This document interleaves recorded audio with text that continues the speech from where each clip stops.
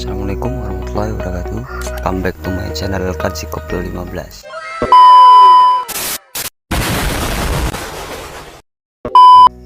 Oke teman-temanku, hari ini saya akan share cara menghadirkan foto yang blur dengan mudah tanpa aplikasi. Oke, gimana caranya?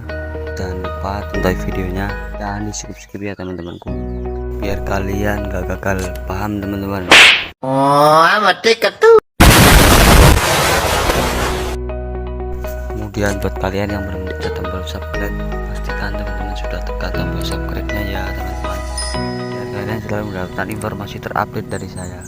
Mari kita simak videonya.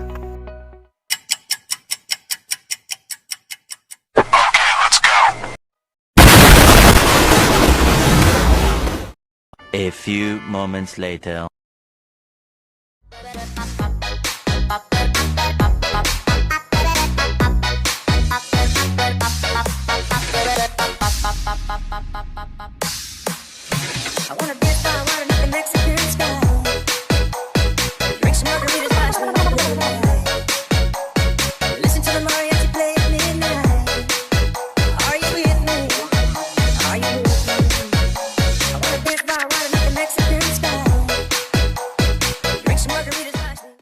LOL.